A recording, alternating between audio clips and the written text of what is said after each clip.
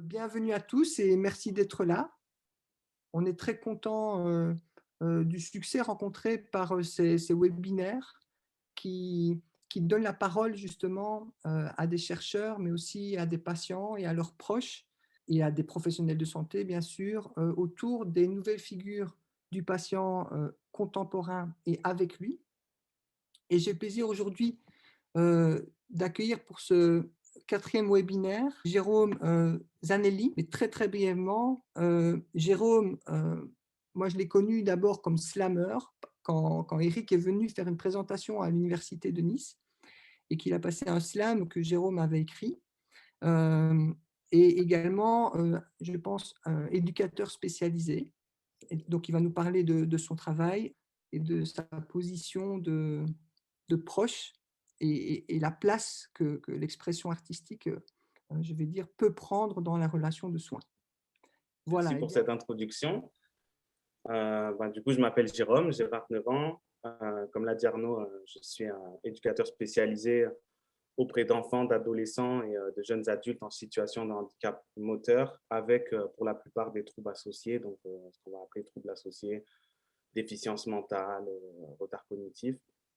Et en parallèle, je suis également auteur et interprète et je crée principalement des morceaux de slam et de rap. Donc après, il sera possible pour vous de voir sur les différents réseaux un peu mes créations et mon univers et ce que je fais. Mais c'est vrai que cependant, la raison de ma présence parmi vous, elle réside aussi dans le fait que je suis du coup le conjoint de la fille d'Éric et que mon histoire avec Ambre, du coup la fille d'Éric, elle est aussi étroitement liée à la maladie d'Éric et à sa maladie chronique. Enfin, j'apporterai un peu plus d'éléments dans le cours de ma présentation, avant quand même de développer sur ce point-là, sur ce témoignage et cette histoire qui illustrera complètement le but de l'intervention d'aujourd'hui. Je souhaitais revenir surtout sur mon rapport à la musique et comment moi, c'est un outil pour moi dans le cadre professionnel. Donc, si je pars déjà d'une démarche personnelle, c'est vrai que moi, étant plus jeune, c'est ce qui m'a permis de mettre des mots sur mes histoires de vie, sur mon parcours, sur pas mal de choses. Et c'est vrai que rapidement, je me suis rendu compte que ça pouvait aussi être un outil pour les personnes que j'accompagne. Et donc, je suis parti vraiment du postulat que tout le monde a quelque chose à raconter, une anecdote, une histoire, et que finalement, peu importe le handicap, la situation de la personne, parce que j'ai également travaillé longuement en protection de l'enfance, donc en foyer, auprès de jeunes filles placées. Et je me suis rendu compte que c'était un support qui pouvait amorcer un processus de résilience.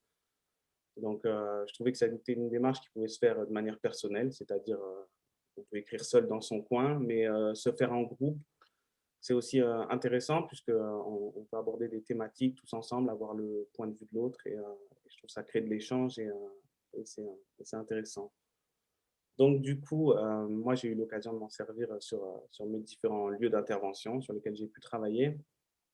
Et, et donc, du coup, j'avais un exemple un peu à vous présenter dans un premier temps. Donc, c'est une vidéo du coup qui illustre un atelier slam qui s'est fait dans un FAT. Alors, FAT, c'est Foyer d'aide adaptation au travail. Du coup, la structure en question, elle se situe à Biot. Tous les bénéficiaires présents sur la vidéo du coup sont majeurs et également en situation de handicap avec pour la plupart des déficiences mentales.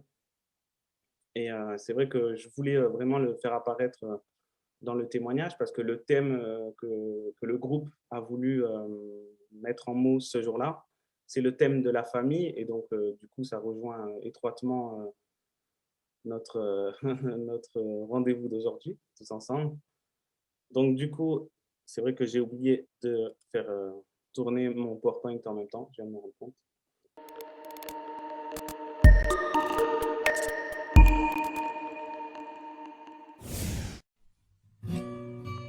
Je m'appelle Wissal.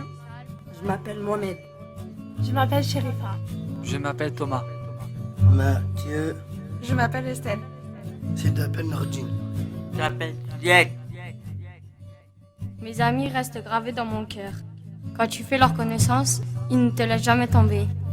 Et ils te soutiennent même si tu as des problèmes de santé. Et ils restent gravés en toi à jamais. MDR. Ma sœur, depuis qu'il y a eu les attentats à Paris, je pense fort à toi car tu es gravée dans mon cœur, à tout jamais. Je me souviens de tes yeux bleus, de tes cheveux gris. On a vécu de bons moments ensemble, malgré que tu ne fais plus partie de ce monde.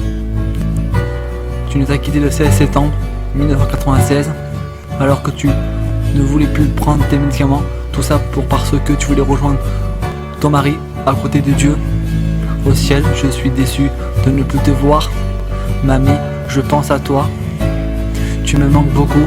Tu étais toujours là dans les moments difficiles. Je t'aime. Tu es un ange. Je t'aime, je t'aime. Je t'aime, tu t'es toujours occupé de moi. Quand j'étais à l'hôpital, tu t'es toujours occupé de moi. Mon beau-frère, je te considère comme mon frère. Merci beaucoup, c'est comme si j'étais de ta famille. Je t'aime beaucoup, merci beaucoup. Et un gros bisou. Papa, je t'aime, je te le dis jamais. Mon père, je t'aime. Je suis triste de me disputer avec toi, ça me fait mal au cœur. Maman, je t'aime, merci pour me supporter. Je suis désolé de me disputer avec mon père. Je t'aime, maman.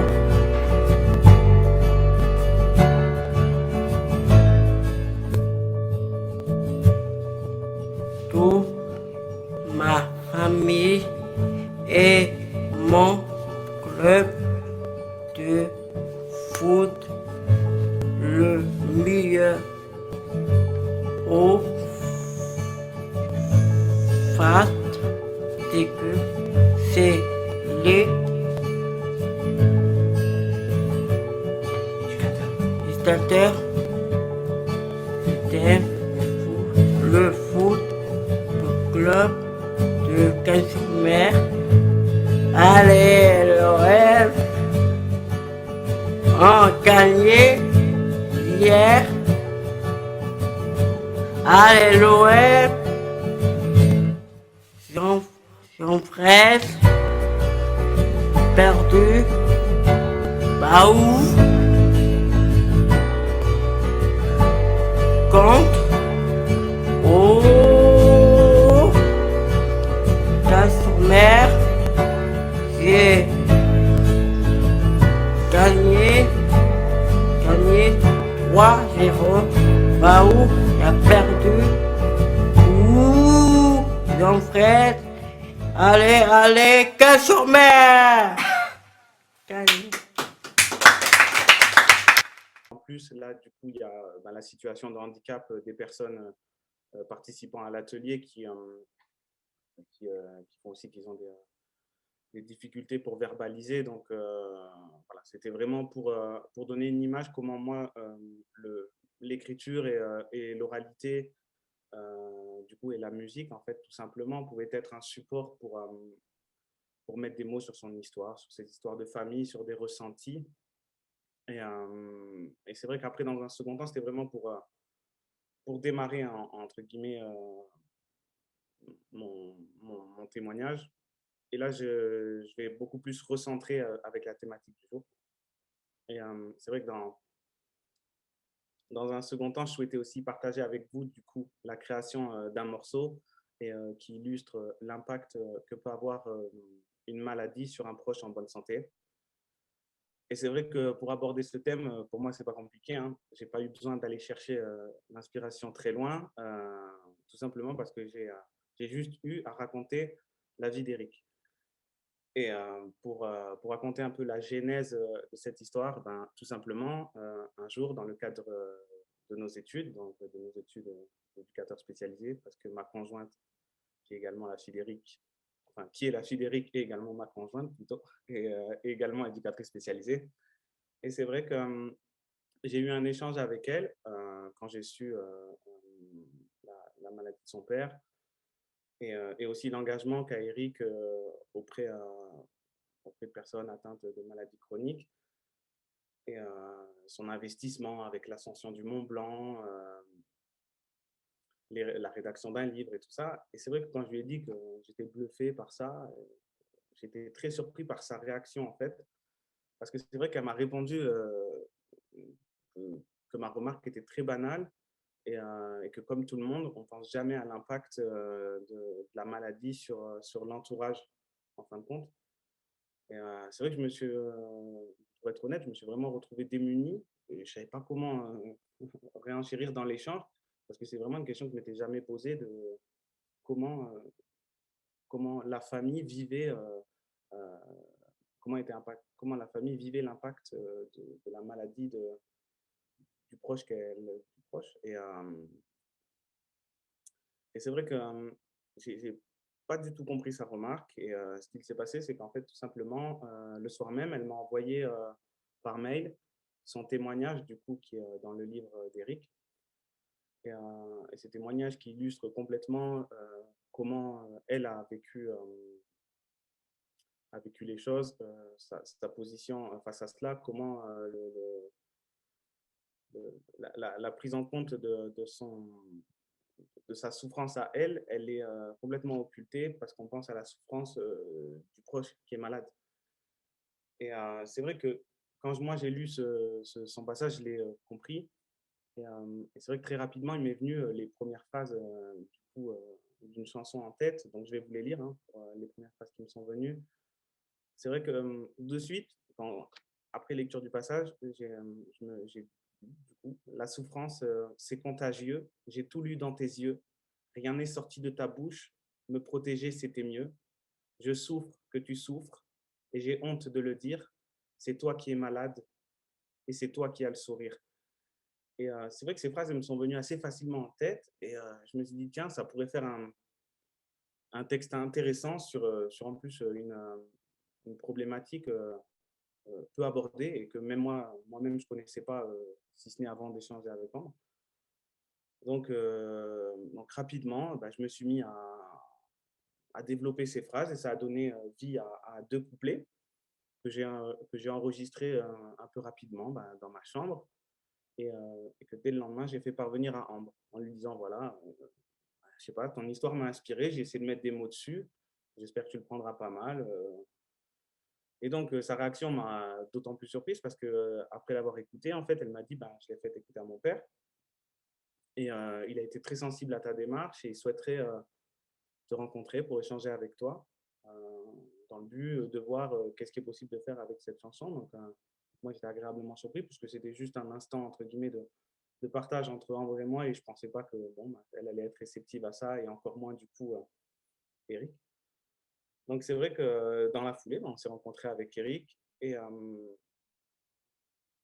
c'est vrai que dans l'échange, j'ai rapidement compris que c'était comment dire, une problématique plus globale. En fin de compte, finalement, elle ne se rattache pas forcément qu'aux maladies chroniques, mais tout simplement à toutes les personnes qui ont un proche malade. Et donc, on y est tous confrontés dans sa vie un jour ou l'autre, malheureusement. Mais Eric trouvait que dans cette première version, en fin de compte, il n'y avait que le point de vue du coup, du membre de la famille en bonne santé et pas celui de la personne souffrante qui justifie aussi, par exemple, ses choix de ne pas dire des choses qui pourraient faire encore plus de peine à l'entourage. Donc c'est vrai que rapidement, on trouvait que c'était intéressant de cette musique, de la développer, de faire du coup un échange entre une fille et son père, du coup, sur comment elle ressentait la maladie de son père et la vivait, et comment elle était impactée par ça, et comment elle culpabilisait aussi d'être impactée par ça, parce que finalement, elle ne souffrait pas, en tout cas pas physiquement. Et comment le proche malade, du coup, enfin la personne malade, pardon, pouvait, comment dire, justifier ses choix et ses silences dans le but de protéger tout simplement son entourage. Donc, pour rédiger cette seconde partie qui était plus compliquée pour moi parce que tout simplement, on a survolé la question avec Eric et du coup, pour vraiment avoir son regard sur son histoire et sur sa relation du coup avec ses filles et sa femme, enfin, et sa famille même au sens large, ben, je me suis appuyé tout simplement sur son livre, sur la BD également d'Olivier. Et c'est vrai que ça m'a permis de comprendre aussi le positionnement de la personne touchée par la maladie, comment on souffre déjà et comment on culpabilise de créer de la peine chez l'autre, et encore plus quand c'est un proche qu'on aime. Et donc, du coup, je me suis laissé du temps pour écrire cette deuxième partie. Ça m'a pris, je pense, un peu plus de temps que la première. Hein, de toute façon. La première est sortie assez naturellement, la seconde a été quand même beaucoup plus dure. Puis ça a donné vie à un second morceau, du coup, que je vais vous faire écouter dans quelques instants. Et c'est vrai que pour accentuer, donner de la profondeur au message de la musique, il y a également la deuxième fille d'Eric, du coup Morgane, la petite sœur de Ambre, qui a souhaité participer sur le morceau. Donc, du coup, elle est sur l'intro et entre les deux couplets aussi, pour en fait tout simplement renforcer l'image que c'est un dialogue entre un enfant et son père, et surtout sur cette maladie en fait qui est une épée de Damoclès et qui impacte tout le monde. Donc voilà. Donc c'est un peu comme ça que la genèse de l'histoire de ce morceau. Du coup, après, Eric a pu la faire vivre d'autant plus en l'utilisant et en la diffusant lors d'interventions par-ci par-là. Donc, du coup, je pense que c'est le moment pour mettre la musique. Donc, je vais essayer d'être plus vigilante, couper mon micro.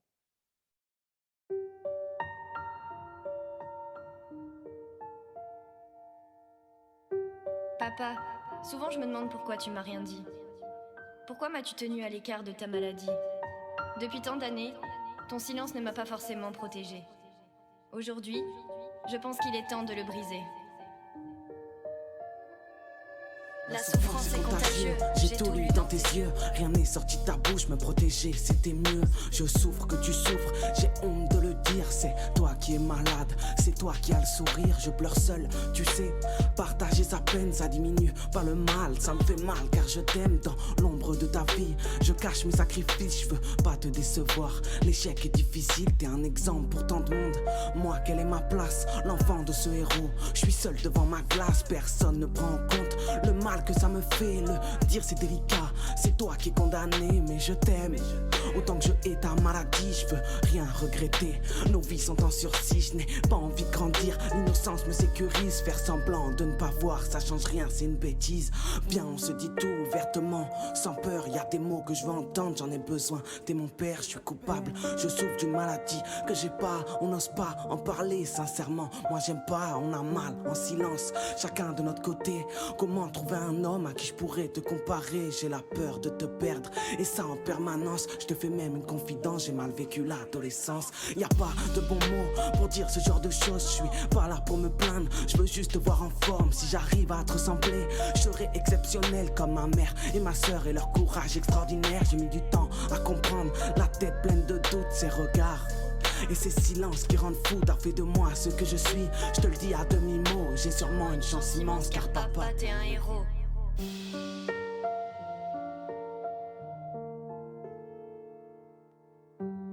J'ai toujours souhaité avoir le courage de te dire ces mots, mais je n'ai pas trouvé la force de le faire.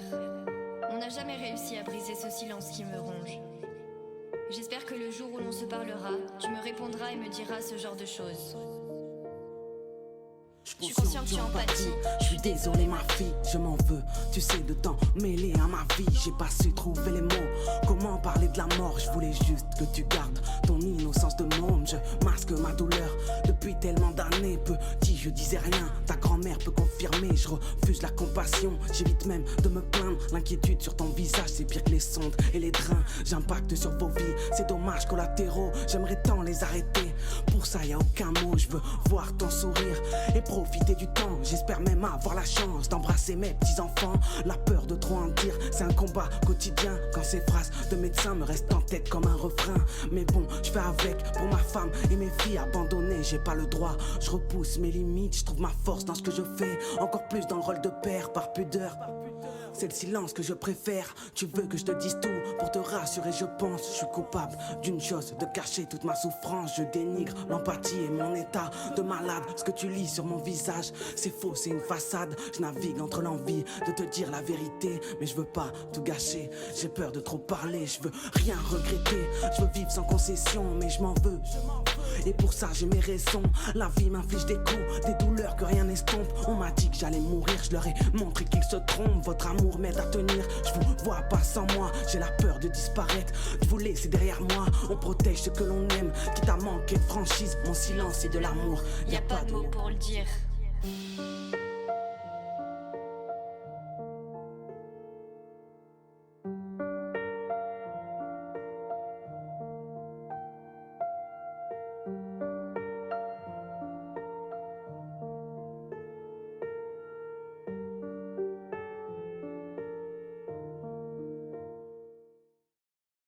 Après cette musique. Donc, en tout cas, j'espère que, comment dire, que ce morceau illustre quand même assez bien l'impact que peut avoir la maladie sur l'entourage d'une personne malade. Moi, c'est vrai que c'est un morceau, comme je l'ai dit lors de l'écriture, mais qui m'a permis de voir complètement les choses différemment et un silence des fois qui se veut protecteur, malgré lui, peut être plus violent que des mots annonçant quelque chose de grave. Donc c'est vrai que avec du recul, moi, c'est ça en tout cas que je retiens de cette aventure-là. Quand je dis aventure, c'est au sens large, le fait, ces rencontres et cette écriture et un peu l'aventure que ça a été pour le composer et l'écrire. Donc voilà, en tout cas, j'espère que mon intervention aura pu être intéressante pour tout le monde et apporter quelque chose, un regard différent, en tout cas en passant par le biais de l'art et de la musique pour sensibiliser d'une façon nouvelle et un peu atypique. Donc, merci de m'avoir écouté.